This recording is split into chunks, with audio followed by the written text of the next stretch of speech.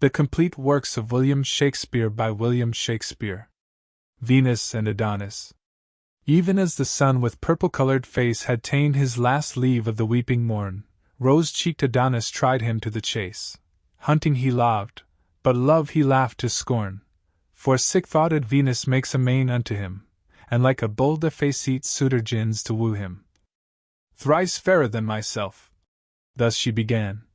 The field's chief flower, sweet above compare, stained to all nymphs, more lovely than a man, more white and red than doves or roses are, nature that made thee, with herself at strife, saith that the world hath ending with thy life. 12. Vouchsafe, thou wonder, to alight thy steed, and rein his proud head to the saddle-bow, if thou wilt deign this favor, for thy meat 1,000 honey secrets shalt thou know. 16. Here come and sit, where never serpent hisses, and being set I'll smother thee with kisses. And yet not cloy thy lips with loath satiety, but rather famish them amid their plenty, 20 making them red and pale, with fresh variety, 10 kisses short as one long as 20. A summer's day will seem an hour but short, being wasted in such time-beguiling sport. 24. With this she seizeth on his sweating palm, the precedent of pith and livelihood, and trembling in her passion, calls it balm, earth's sovereign salve to do a goddess good.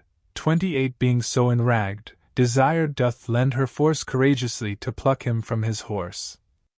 Over one arm the lusty courser's rein, under her other was the tender boy. 32. Who blushed and pouted in a dull disdain, with leaden appetite, unapt to toy. She red and hot as coals of glowing fire, he red for shame, but frosty in desire. 36. The studded bridle on a ragged bough nimbly she fastens.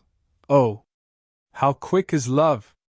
The steed is stalled up, and even now to tie the rider she begins to prove. 40. Backward she pushed him, as she would be thrust, and governed him in strength, though not in lust. So soon was she along, as he was down, each leaning on their elbows and their hips. 44. Now doth she stroke his cheek, now doth he frown, and gins to chide, but soon she stops his lips, and kissing speaks, with lustful language broken. If thou wilt chide, thy lips shall never open.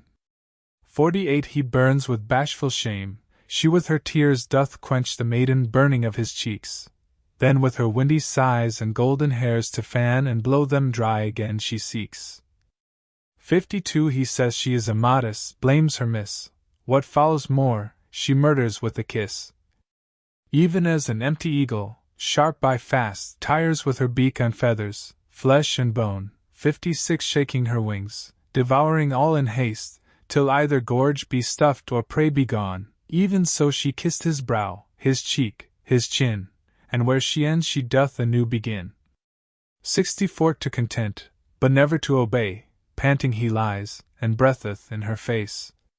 She feedeth on the steam, as on a prey, and calls it heavenly moisture, air of grace. 64. Wishing her cheeks were gardens full of flowers, so they were dewed with such distilling showers.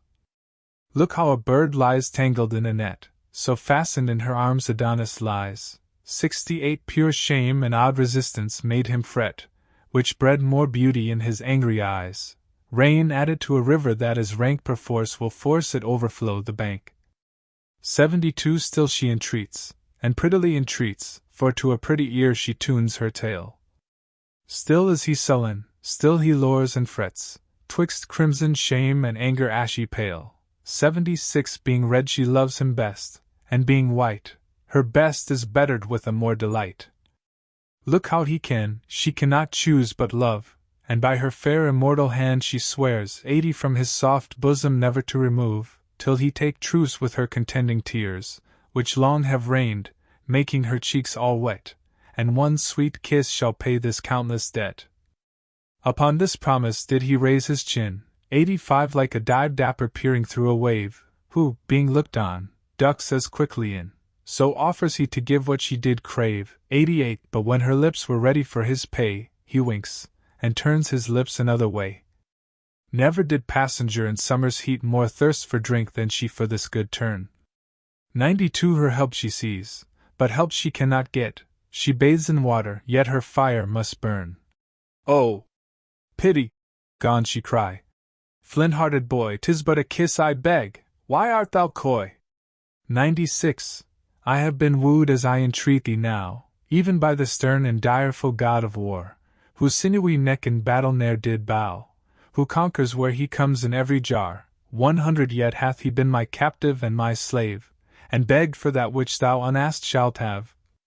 Over my altars hath he hung his lance, his battered shield, his uncontrolled crest. 104 and for my sake hath learned to sport and dance, to toy, to wanton, dally, smile, and jest, scorning his churlish drum and ensign red, making my arms his field, his tent my bed.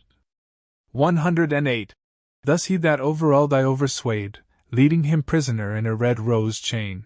Strong-tempered steel his stronger strength obeyed, yet was he servile to my coy disdain. 112. O be not proud, nor brag not of thy might, for mastering her that foiled the god of fight. Touch but my lips with those fair lips of thine, though mine be not so fair, yet are they red. 116. The kiss shall be thine own as well as mine. What seest thou in the ground? Hold up thy head, look in mine eyeballs, there thy beauty lies. Then why not lips on lips, since eyes in eyes? 120. Art thou ashamed to kiss? Then wink again, and I will wink, so shall the day seem night.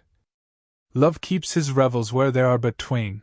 Be bold to play, our sport is not in sight. 124. These blue-veined violets whereon we lean never can blab, nor know not what we mean. The tender spring upon thy tempting lip. 127 shows thee unripe, yet mayst thou well be tasted. Make use of time, let not advantage slip. Beauty within itself should not be wasted. Fair flowers that are not gathered in their prime rot, and consume themselves in little time. 132. Were I hard-favored, foul, or wrinkled old, ill-nurtured, crooked, churlish, harsh in voice, o'erworn, despised, rheumatic, and cold, thick-sided, barren, lean, and lacking juice. 136. Then mightst thou pause, for then I were not for thee. But having no defects, why dost abhor me? Thou canst not see one wrinkle in my brow. 139. Mine eyes are grey and bright, and quick in turning. My beauty as the spring doth yearly grow. My flesh is soft and plump, my marrow burning. My smooth moist hand, were it with thy hand felt, would in thy palm dissolve, or seem to melt. 144. Bid me discourse, I will enchant thine ear, or like a fairy, trip upon the green, or like a nymph, with long dishevelled hair, dance on the sands, and yet no footing seen. 148. Love is a spirit all compact of fire, not gross to sink, but light, and will aspire. Witness this primrose bank whereon I lie. 151. These forceless flowers like sturdy trees support me. Two strengthless doves will draw me through the sky, from morn till night, even where I list to sport me. Is love so light, sweet boy, and may it be that thou shouldst think it heavy unto thee? 156. Is thine own heart to thine own face affected? Can thy right hand seize love upon thy left? Then woo thyself, be of thyself rejected, steal thine own freedom, and complain on theft. 160. Narcissus so himself forsook, and died to kiss his shadow in the brook. Torches are made to light, jewels to wear, dainties to taste, fresh beauty for the use. 164. Herbs for their smell, and sappy plants to bear. Things growing to themselves are gross abuse. Seeds spring from seeds, and beauty breedeth beauty. Thou wast begot, to get it is thy duty. 168. Upon the earth's increase why shouldst thou feed, unless the earth with thy increase be fed? By law of nature thou art bound to breed, that thine may live when thou thyself art dead.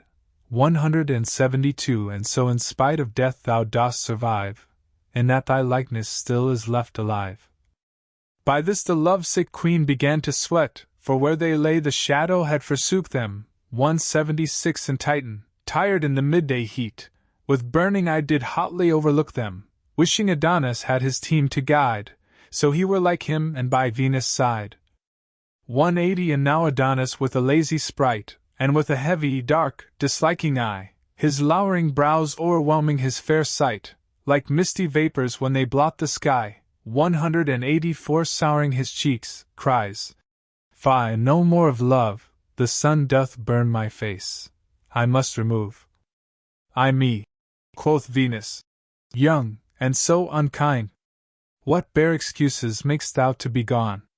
188 I'll sigh celestial breath, whose gentle wind shall cool the heat of this descending sun. I'll make a shadow for thee of my hairs. If they burn too, I'll quench them with my tears. 192. The sun that shines from heaven shines but warm, and lo I lie between that sun and thee. The heat I have from thence doth little harm, thine eye darts forth the fire that burneth me. 196 And were I not immortal, life were done, between this heavenly and earthly Sunday. Art thou obdurate, flinty, hard as steel? Nay, more than flint, for stone at rain relenteth. 200 Art thou a woman's son, and canst not feel what 'tis to love, how want of love tormenteth?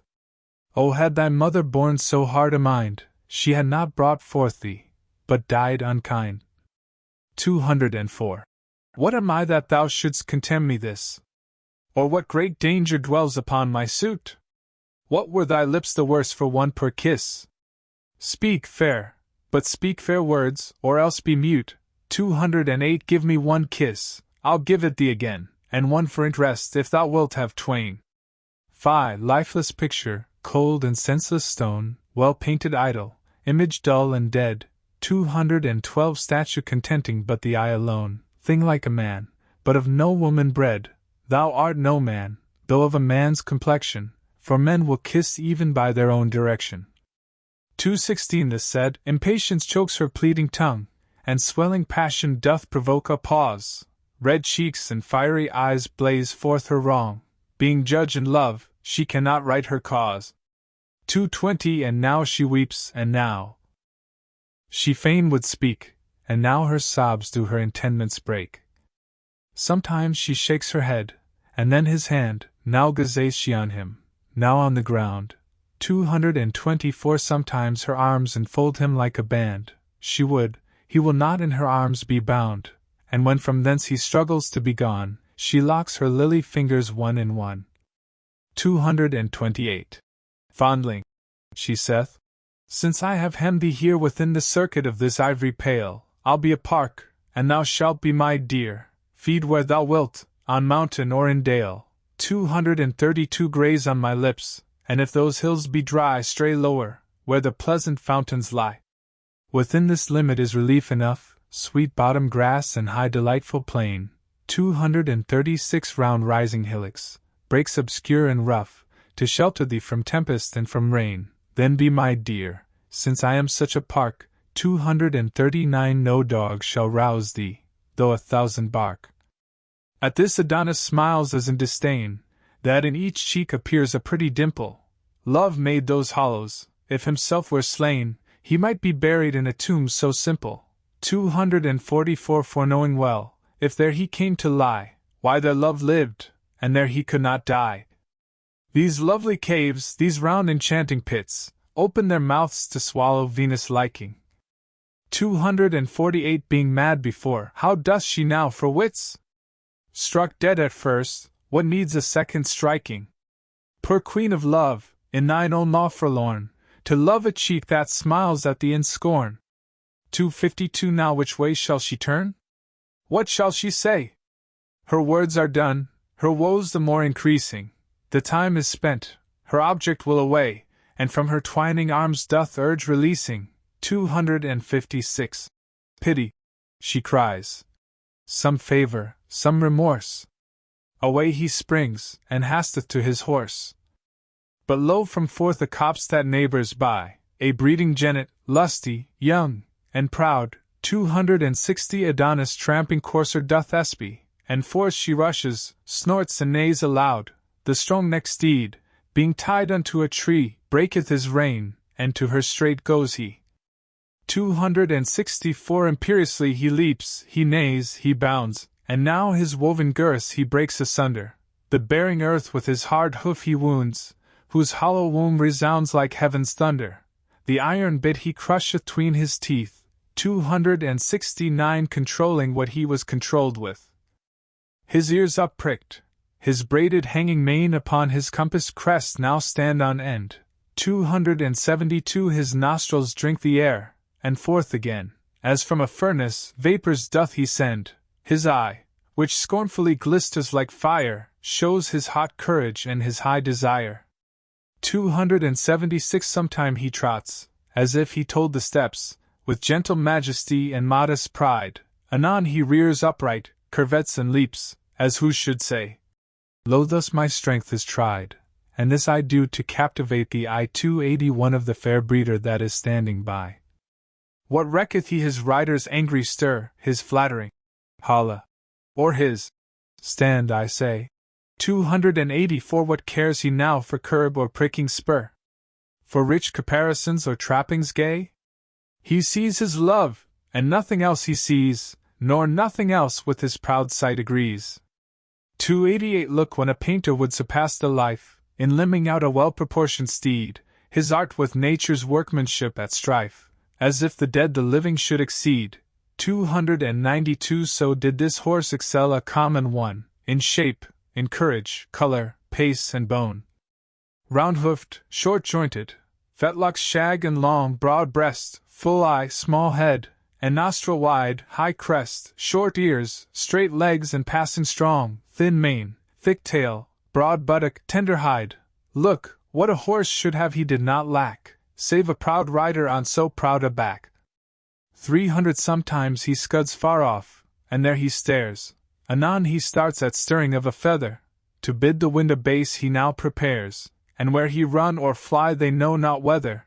304 For through his mane and tail the high wind sings, fanning the hares, who wave like feathered wings.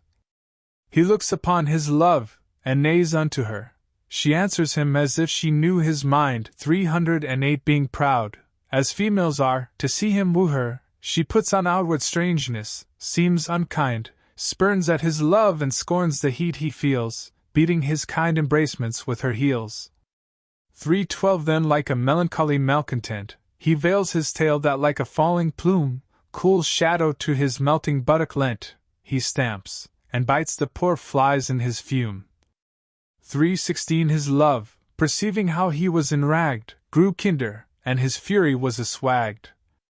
His testy master goeth about to take him, when lo the unbacked breeder, full of fear, 320 Jealous of catching, swiftly doth forsake him, with her the horse, and left Adonis there. As they were mad, unto the wood they hie them, outstripping crows that strive to overfly them. 324 All swoln with chafing, down Adonis sits, banning his boisterous and unruly beast, and now the happy season once more fits that lovesick love by pleading may be blessed. 328 For lovers say, the heart hath treble wrong, when it is barred the aidance of the tongue. An oven that is stopped, or river stayed, burneth more hotly, swelleth with more rage. 332 So of concealed sorrow may be said, free vent of words love's fire doth assuage. But when the heart's attorney once is mute, the client breaks, as desperate in his suit. 336 He sees her coming, and begins to glow, even as a dying coal revives with wind, and with his bonnet hides his angry brow, looks on the dull earth with disturbed mind. 340 Taking no notice that she is so nigh, for all askance he holds her in his eye. Oh, what a sight it was, wistly to view how she came stealing to the wayward boy. 344 To note the fighting conflict of her hue, how white and red each other did destroy. But now her cheek was pale, and by it flashed forth fire, as lightning from the sky. 348 Now was she just before him as he sat, and like a lowly lover down she kneels. With one fair hand she heaveth up his hat, her other tender hand his fair cheek feels. 352 His tender cheek receives her soft hand's print, as apt as new fallen snow takes any dint.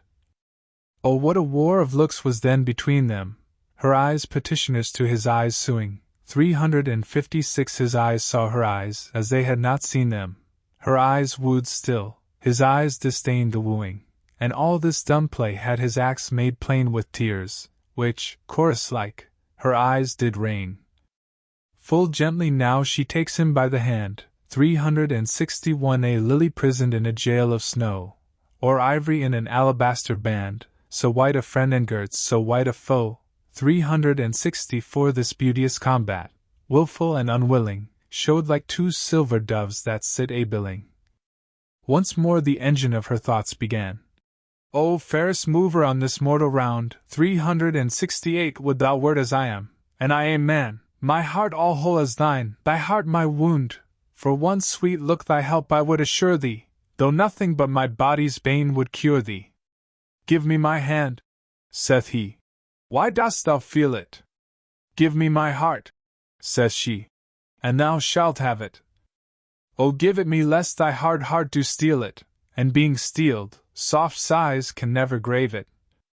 376 Then love's deep groans I never shall regard, because Adonis' heart hath made mine hard. For shame, he cries, let go, and let me go, my day's delight is past, my horse is gone. 380 And 'tis your fault I am bereft him so, I pray you hence, and leave me here alone, for all my mind, my thought, my busy care, is how to get my palfrey from the mare. 384 Thus she replies. Thy palfrey as he should, welcomes the warm approach of sweet desire, affection is a coal that must be cooled, else, suffered, it will set the heart on fire. 388 The sea hath bounds, but deep desire hath none, therefore no marvel though thy horse be gone. How like a jade he stood tied to the tree, servilely mastered with a leathern rein. 392 But when he saw his love, his youth's fair fee, he held such petty bondage in disdain, throwing the base thong from his bending crest, enfranchising his mouth, his back, his breast. 396 Who sees his true love in her naked bed, teaching the sheets a whiter hue than white, but when his glutton eye so full hath fed, his other agents aim at like delight? 400 Who is so faint that dare not be so bold to touch the fire, the weather being cold? Let me excuse thy courser, gentle boy, and learn of him, I heartily beseech thee. 404 To take advantage on presented joy, though I were dumb, yet his proceedings teach thee. O learn to love, the lesson is but plain, and once made perfect, never lost again. 408 I know not love, quoth he, nor will not know it, unless it be a bore, and then I chase it. 'Tis much to borrow, and I will not owe it. My love to love is love but to disgrace it. 412 For I have heard, it is a life and death, that laughs and weeps, and all but with a breath. Who wears a garment shapeless and unfinished? Who plucks the bud before one leaf put forth? 416 If springing things be any jot diminished, they wither in their prime, prove nothing worth. The colt that's backed and burdened being young, loseth his pride, and never waxeth strong. 420 You hurt my hand with ringing. Let us part, and leave this idle theme, this bootless chat. Remove your siege from my unyielding heart. To love's alarms it will not ope the gate. 424 Dismiss your vows, your feigned tears, your flattery, for where a heart is hard they make no battery. What? Canst thou talk? Quoth she. Hast thou a tongue? O would thou hadst not, or I had no hearing. 428 Thy mermaid's voice hath done me double wrong. I had my load before, now pressed with bearing, melodious discord, heavenly tune, harsh sounding, ears deep sweet music, and heart's deep sore wounding. Had I no eyes but ears, my ears would love. 433 That inward beauty and invisible, or were I deaf, thy outward parts would move each part in me that were but sensible. 436 Though neither eyes nor ears, to hear nor see, yet should I be in love by touching thee. Say that the sense of feeling were bereft me, and that I could not see, nor he. Nor touch. 440 And nothing but the very smell were left me, yet would my love to thee be still as much. For from the stillatory of thy face excelling comes breath perfumed, that breedeth love by smelling. But oh, what banquet wert thou to the taste! 445 Being nurse and feeder of the other four, would they not wish the feast might ever last, and bid suspicion double lock the door, lest jealousy, that sour unwelcome guest, should by his stealing in disturb the feast? 448 Once more the ruby-colored portal opened, which to his speech did honey passage yield. 452 Like a red morn that ever yet betokened wrack to the seamen, tempest to the field, sorrow to shepherds, woe unto the birds, gusts and foul flaws to herdmen and to herds. 456 This ill presage advisedly she marketh, even as the wind is hushed before it raineth, or as the wolf doth grin before he barketh, or as the berry breaks before it staineth. 460 Or like the deadly bullet of a gun, his meaning struck her ere his words begun. And at his look she flatly falleth down, for looks kill love, and love by looks reviveth. 464 A smile recurs the wounding of a frown, but blessed bankrout, that by love so thriveth. The silly boy, believing she is dead, claps her pale cheek, till clapping makes it red. 468 And all amazed brake off his late intent, for sharply he did think to reprehend her, which cunning love did wittily prevent. Fair fall the wit that can so well defend her. 472 For on the grass she lies as she were slain, till his breatheth life in her again. He wrings her nose, he strikes her on the cheeks, he bends her fingers, holds her pulses hard. 476 He chafes her lips. 1,000 ways he seeks to mend the hurt that his unkindness marred. He kisses her, and she, by her good will never rise, so he will kiss her still. 480 The night of sorrow now is turned to day, her two blue windows faintly she upheveth, like the fair sun when in his fresh array he cheers the morn, and all the world relieveth. 484 And as the bright sun glorifies the sky, so is her face illumined with her eye, whose beams upon his hairless face are fixed, as if from thence they borrowed all their shine. 488 Were never four such lamps together mixed, had not his clouded with his brows repine, but hers, which through the crystal tears gave light, shone like the moon in water seen by night. 492 Oh, where am I? Quoth she. In earth or heaven? Or in the ocean drenched, or in the fire? What hour is this? Or morn or weary even? Do I delight to die, or life desire? 496 But now I lived, and life was death's annoy, but now I died, and death was lively joy.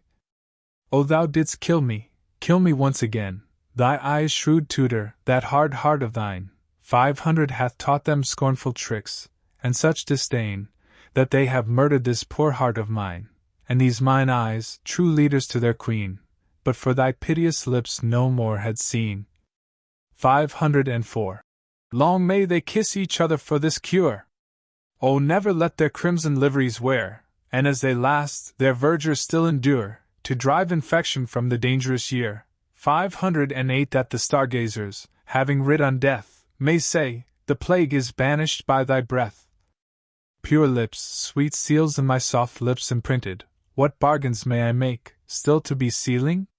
512 To sell myself I can be well contented, so thou wilt buy, and pay, and use good dealing, which purchase if thou make, for fear of slips, set thy seal manual on my wax-red lips. 516 1,000 kisses buys my heart from me, and pay them at thy leisure, one by one. What is 1,000 touches unto thee? Are they not quickly told and quickly gone? 520 Say, for non-payment that the debt should double, is 2,000 kisses such a trouble? Fair queen, quoth he, if any love you owe me, measure my strangeness with my unripe years. 524 Before I know myself, seek not to know me. No fisher but the ungrown fry forbears. The mellow plum doth fall, the green sticks fast, or being early plucked, is sour to taste. 528 Look, the world's comforter, with weary gait his day's hot task hath ended in the west. The owl, night's herald, shrieks, 'tis very late. The sheep are gone to fold, birds to their nest. 532 And coal-black clouds that shadow heaven's light do summon us to part, and bid good night. Now let me say good night, and so say you.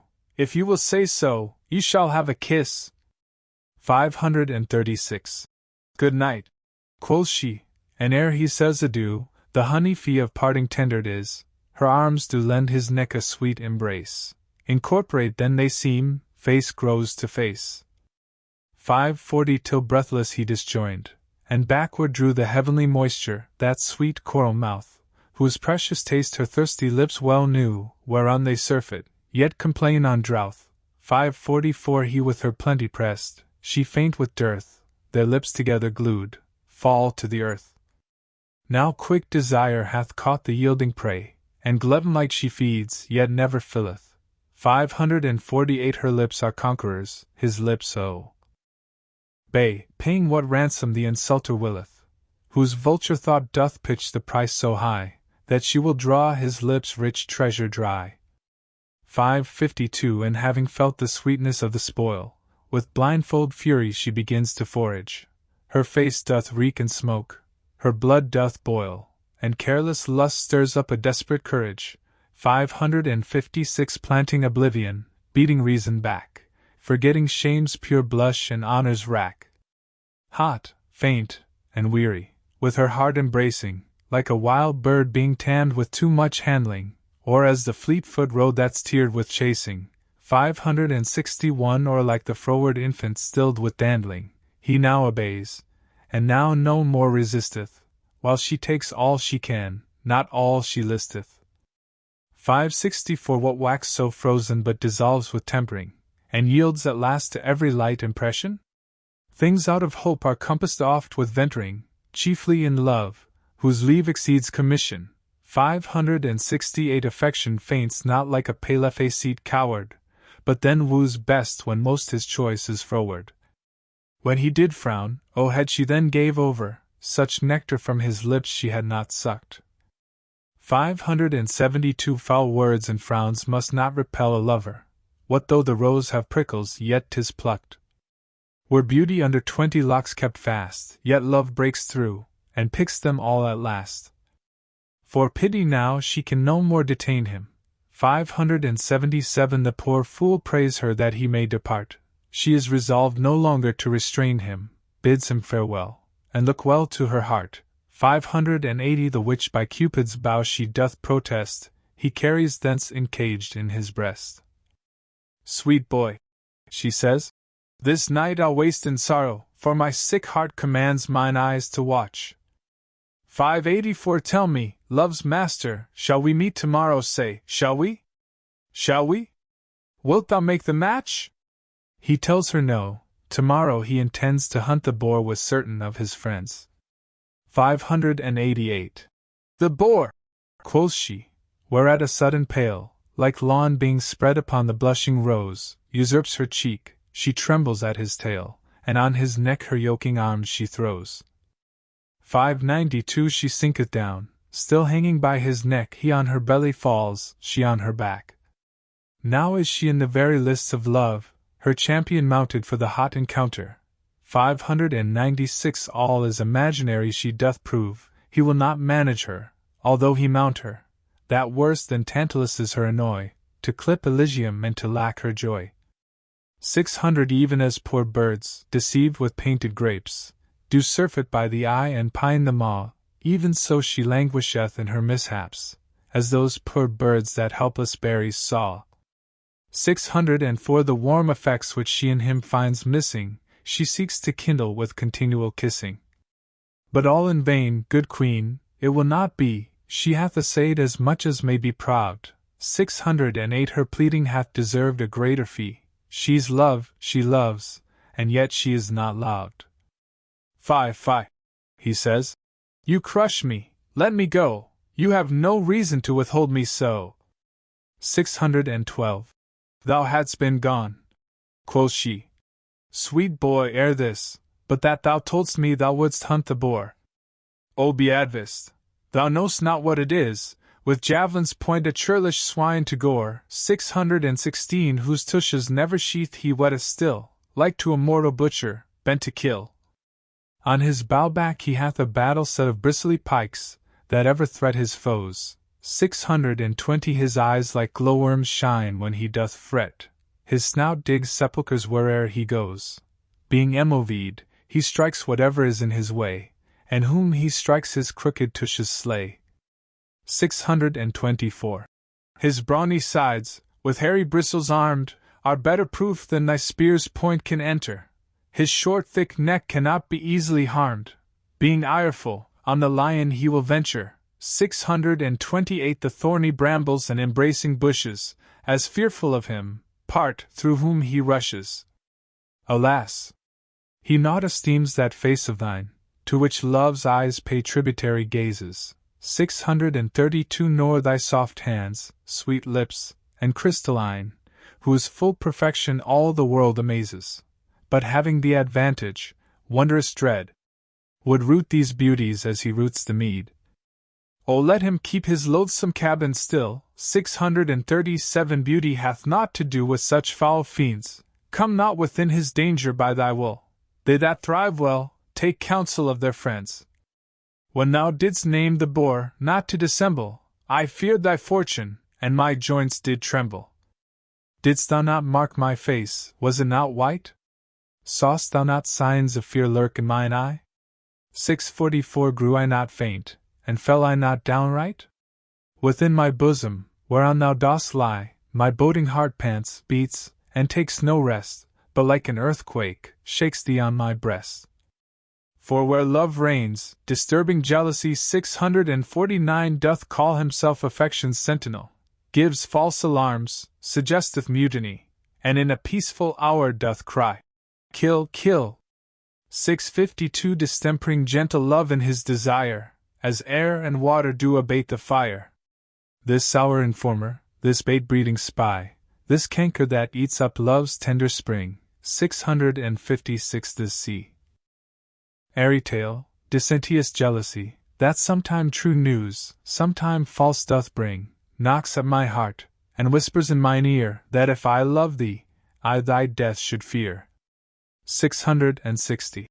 And more than so, presenteth to mine eye the picture of an angry chafing boar, under whose sharp fangs on his back doth lie an image like thyself, all stained with gore. 664. Whose blood upon the fresh flowers being shed, doth make them droop with grief and hang the head.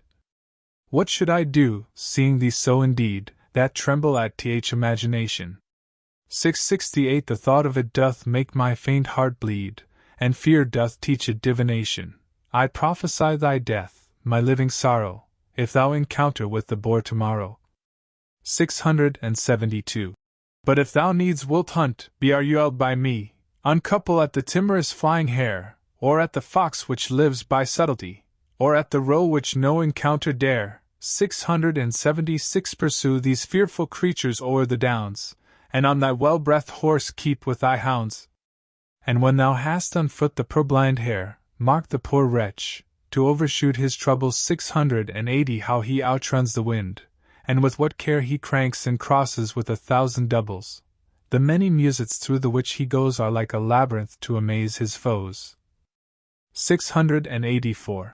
Sometime he runs among a flock of sheep, to make the cunning hounds mistake their smell, and sometime where earth-delving conies keep, to stop the loud pursuers in their yell. 688. And sometimes sorteth with a herd of deer. Danger deviseth shifts, wit waits on fear. For there his smell with others being mingled. 691. The hot scent-snuffing hounds are driven to doubt, ceasing their clamorous cry, till they have singled with much ado the cold fault cleanly out. Then do they spend their mouths, echo replies, as if another chase were in the skies. 696. By this, poor what, far off upon a hill, stands on his hinder legs with listening ear, to hearken if his foes pursue him still. Anon their loud alarums he doth hear. 700. And now his grief may be compared well to one sore sick that hears the passing bell. Then shalt thou see the dubadabbled wretch turn, and return, indenting with the way. 704. Each envious briar his weary legs do scratch, each shadow makes him stop, each murmur stay, for misery is trodden on by many, and being low never relieved by any. 708. Lie quietly, and hear a little more, nay, do not struggle, for thou shalt not rise, to make thee hate the hunting of the boar, unlike myself thou hear'st me moralize. 712. Applying this to that, And so 'tis so, for love can comment upon every woe. Where did I leave? No matter where, quoth he, leave me, and then the story aptly ends. 716 The night is spent.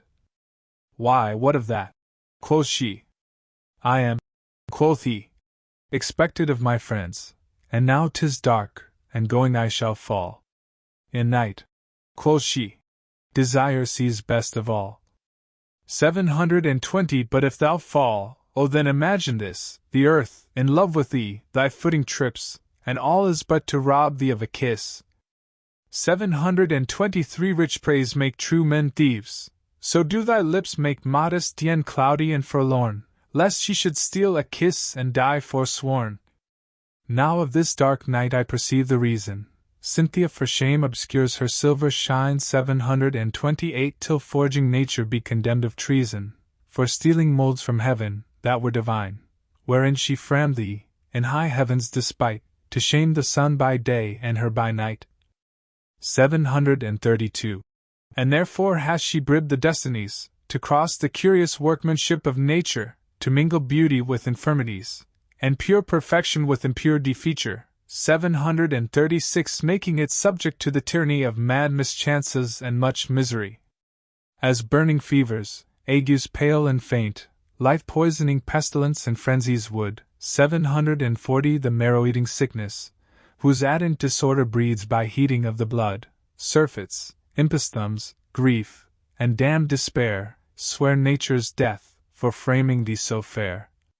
744 And not the least of all these maladies but in 1 minute's fight brings beauty under, both favor, savor, hue and qualities, whereat th impartial gazer late did wonder. 748 Are on the sudden wasted, thawed and done, as mountain snow melts with the midday Sunday.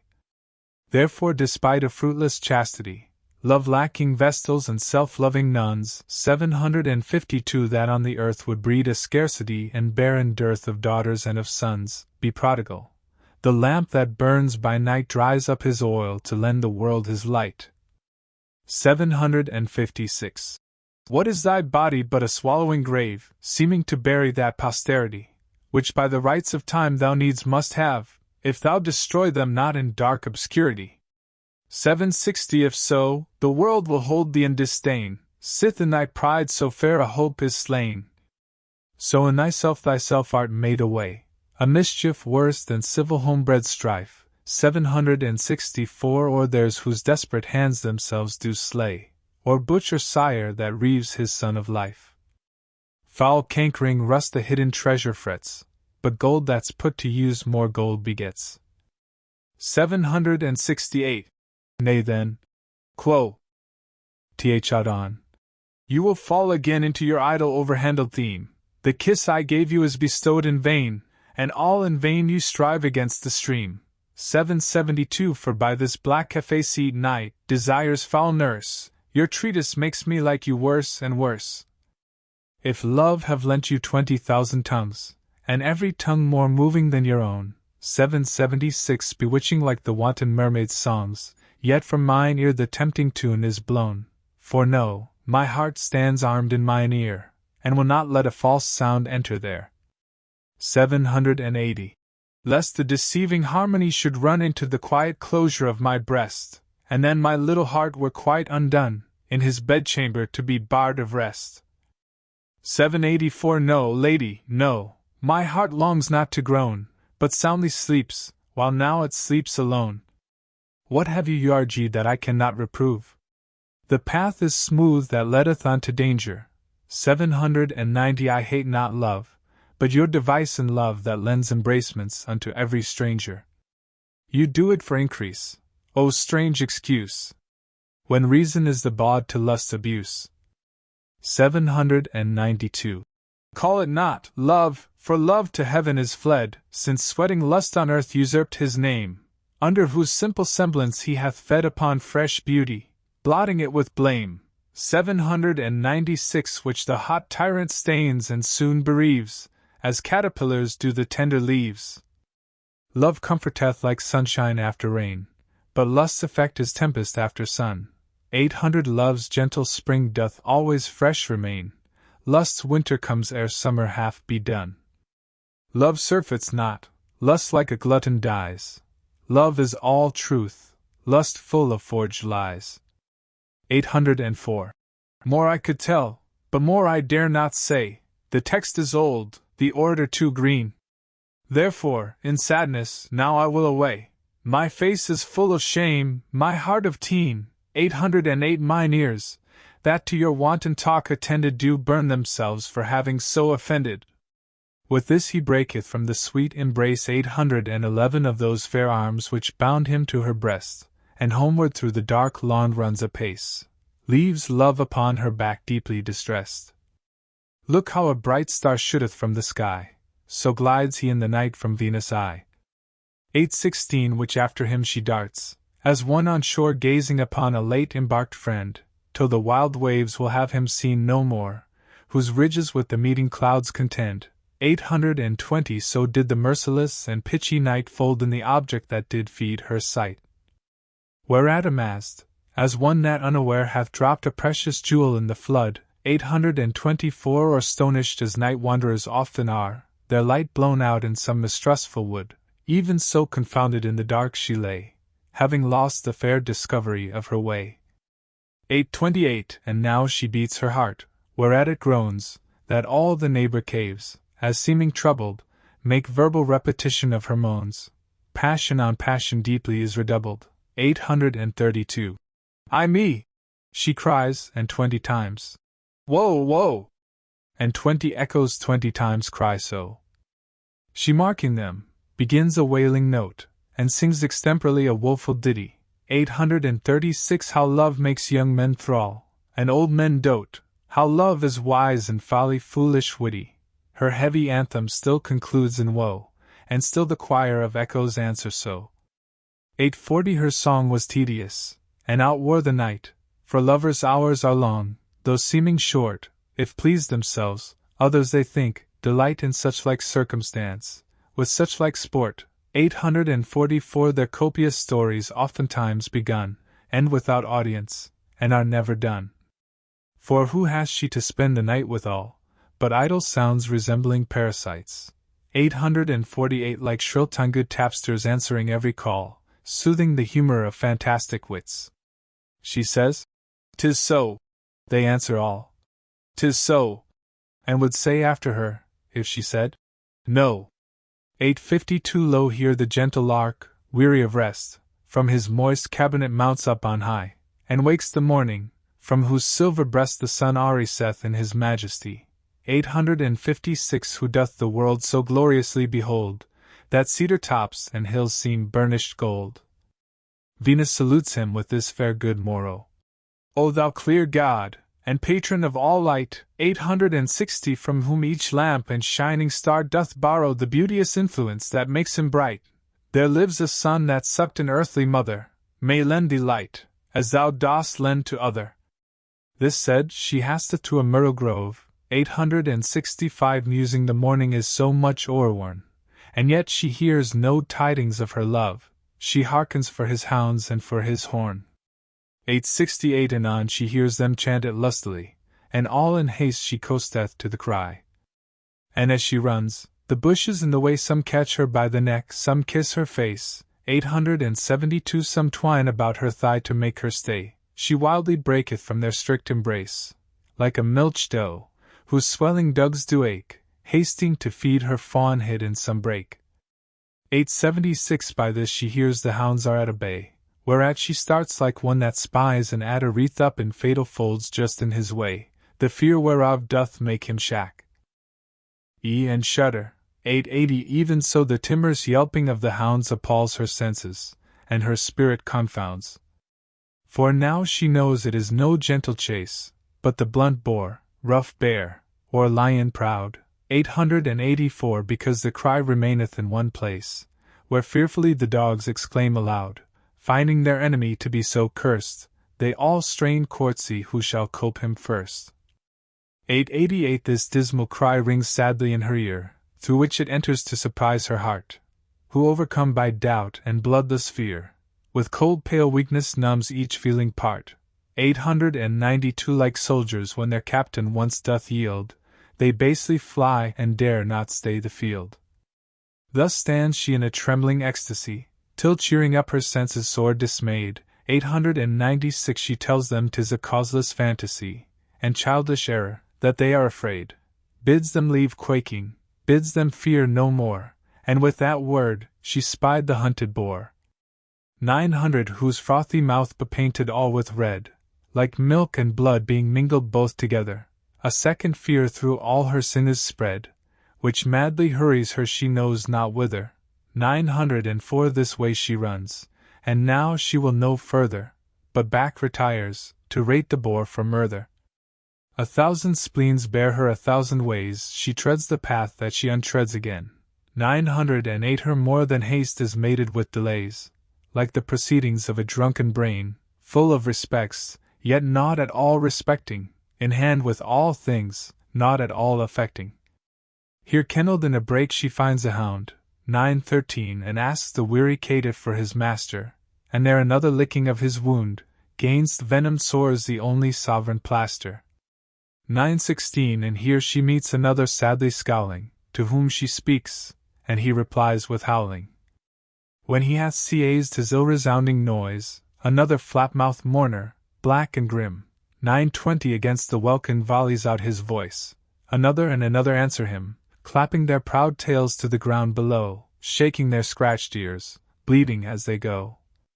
Look how the world's poor people are amazed. 925 At apparitions, signs, and prodigies, whereon with fearful eyes they long have gazed, infusing them with dreadful prophecies. 928 So she at these sad sighs draws up her breath, and sighing it again, exclaims on death. Hard-favored tyrant, ugly, meager, lean, 931 Hateful divorce of love. Thus chides she death. Grim grinning ghost, earth's worm, what dost thou mean? To stifle beauty and to steal his breath, who when he lived, his breath and beauty set gloss on the rose, smell to the violet. 936 If he be dead, oh no, it cannot be, seeing his beauty, thou shouldst strike at it, oh yes it may, thou hast no eyes to see, but hatefully at random dost thou hit. 940 Thy mark is feeble age, but thy false dart mistakes that aim, and cleaves an infant's heart. Hadst thou but bid beware, then he had spoke, and hearing him, thy power had lost his power. 944 The destinies will curse thee for this stroke, they bid thee crop a weed, thou pluck'st a flower. Love's golden arrow at him should have fled, and not death's ebon dart to strike him dead. 948 Dost thou drink tears, that thou provokest such weeping? What may a heavy groan advantage thee? Why hast thou cast into eternal sleeping those eyes that taught all other eyes to see? 952 Now nature cares not for thy mortal vigor, since her best work is ruined with thy rigor. Here overcome, as one full of despair, she veiled her eyelids, who like sluices stopped. 956 The crystal tide that from her two cheeks fair in the sweet channel of her bosom dropped but through the floodgates breaks the silver rain, and with his strong course opens them again. 960 Oh how her eyes and tears did lend and borrow, her eyes seen in the tears, tears in her eye, both crystals, where they viewed each other's sorrow, sorrow that friendly sighs sought still to dry. 964 But like a stormy day, now wind, now rain, sighs dry her cheeks, tears make them wet again. Variable passions throng her constant woe, as striving who should best become her grief. 968 All entertained, each passion labors so, that every present sorrow seemeth chief, but none is best, then join they all together, like many clouds consulting for foul weather. 972 By this, far off she hears some huntsman holla, a nurse's song ne'er pleased her babe so well, the dire imagination she did follow this sound of hope doth labor to expel. 976 For now reviving joy bids her rejoice, and flatters her it is Adonis' voice. Whereat her tears began to turn their tide, being prisoned in her eye, like pearls in glass.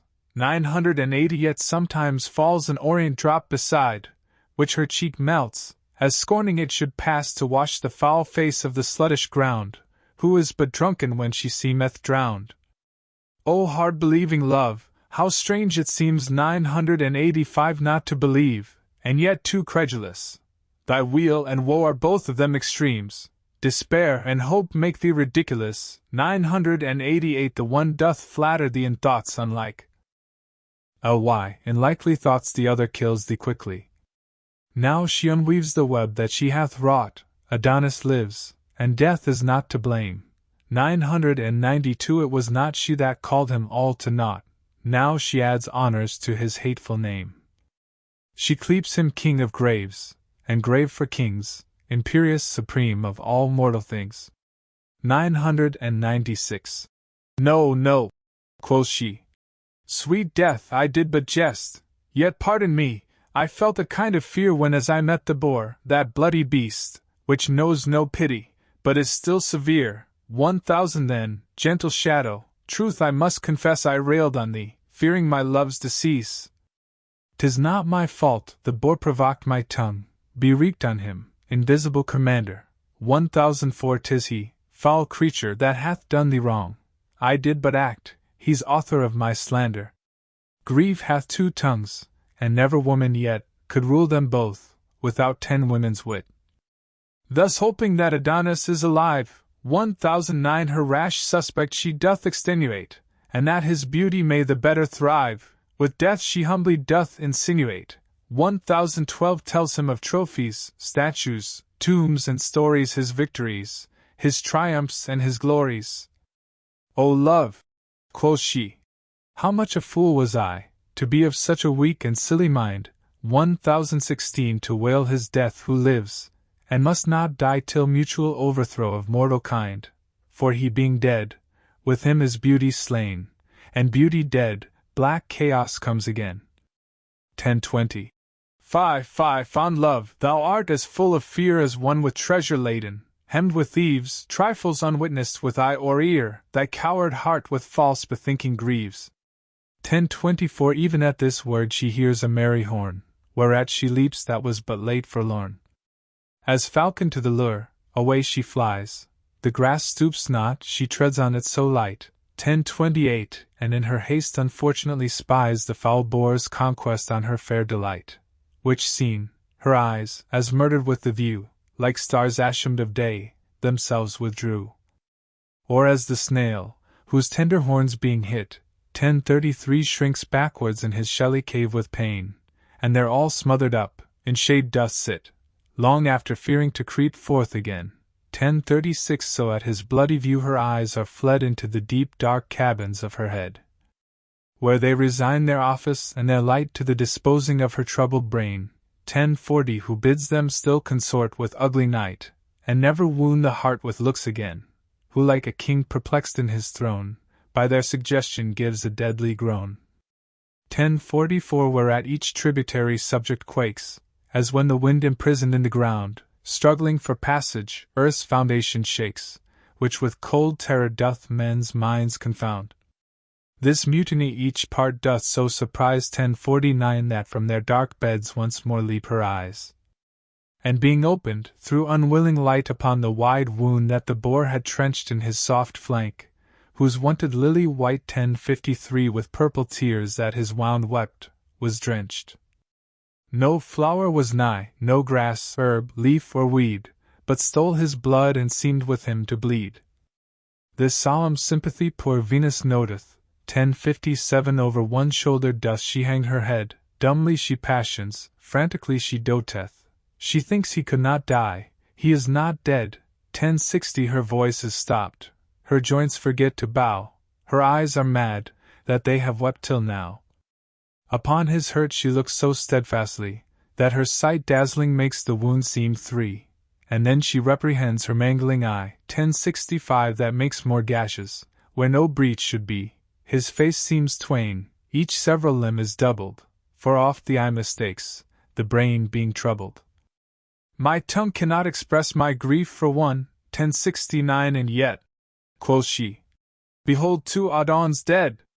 My sighs are blown away, my salt tears gone, mine eyes are turned to fire, my heart to lead, 1072 Heavy hearts lead, melt at mine eyes' red fire. So shall I die by drops of hot desire. Alas, poor world, what treasure hast thou lost? What face remains alive that's worth the viewing? Whose tongue is music now? What canst thou boast of things long since, or anything ensuing? 1078 The flowers are sweet, their colors fresh and trim, but true sweet beauty lived and died with him. Bonnet nor veil henceforth no creature wear.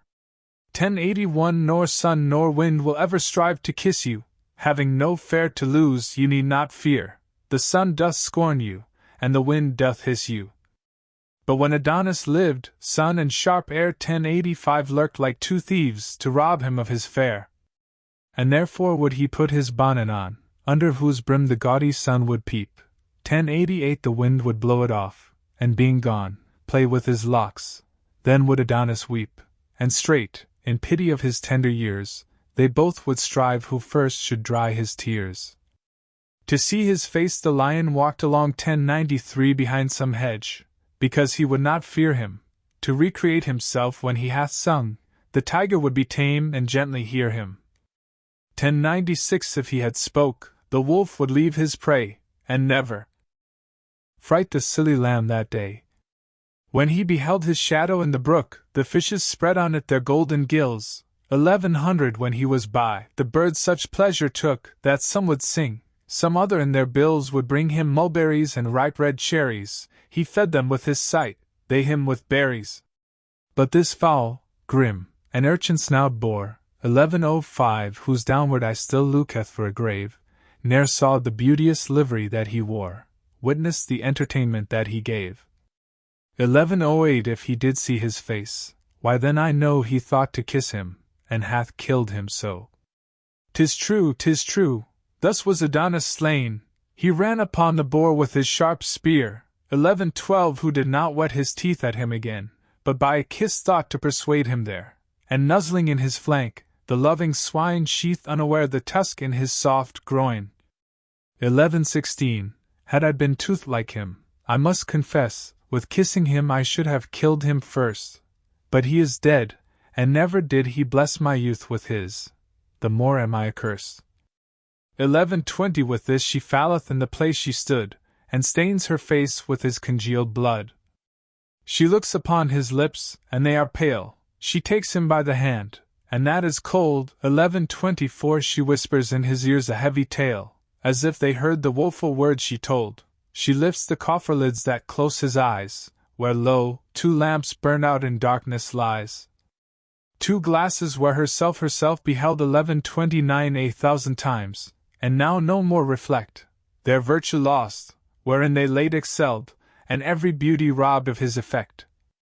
1132 Wonder of time, quoth she, this is my spite, that thou being dead, the day should yet be light. Since thou art dead, lo here I prophesy, sorrow on love hereafter shall attend. 1136 It shall be waited on with jealousy, fine sweet beginning, but unsavory end, ne'er settled equally, but high or low, that all love's pleasure shall not match his woe.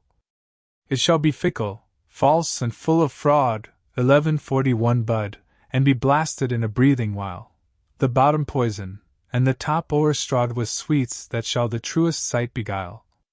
1144 The strongest body shall it make most weak, strike the wise dumb, and teach the fool to speak. It shall be sparing, and too full of riot, teaching decrepit age to tread the measures. 1148 The staring ruffian shall it keep in quiet, pluck down the rich, enrich the poor with treasures. It shall be raging mad, and silly mild, make the young old, the old become a child. 1152 It shall suspect where is no cause of fear, it shall not fear where it should most mistrust. It shall be merciful, and too severe, and most deceiving when it seems most just. 1156 Perverse it shall be, where it shows most toward, put fear to valor, courage to the coward. It shall be cause of war and dire events, and set dissension twixt the son and sire. 1160 Subject and servile to all discontents, as dry combustious matter is to fire, sith in his prime death doth my love destroy, They that love best their love shall not enjoy. 1164 By this the boy that by her side lay killed was melted like a vapor from her sight, and in his blood that on the ground lay spilled, a purple flower sprung up, checkered with white. 1168 Resembling well his pale cheeks, and the blood which in round drops upon their whiteness stood. She bows her head, the new sprung flower to smell, comparing it to her Adonis breath. 1172 And says within her bosom it shall dwell, since he himself is reft from her by death. She drops the stalk, and in the breach appears green dropping sap, which she compares to tears. Poor flower, quoth she, this was thy father's guise, sweet issue of a more sweet-smelling sire, for every little grief to wet his eyes, to grow unto himself was his desire. 1180 And so 'tis thine. But no, it is as good to wither in my breast as in his blood. Here was thy father's bed, here in my breast. Thou art the next of blood, and 'tis thy right. 1184 Lo, in this hollow cradle take thy rest, my throbbing heart shall rock thee day and night. There shall not be 1 minute in an hour wherein I will not kiss my sweet love's flower. Thus weary of the world, away she hies. 1189 And yokes her silver doves, by whose swift aid their mistress mounted through the empty skies, in her light chariot quickly is conveyed. 1192 Holding their course to Paphos, where their queen means to immure herself and not be seen. Finus,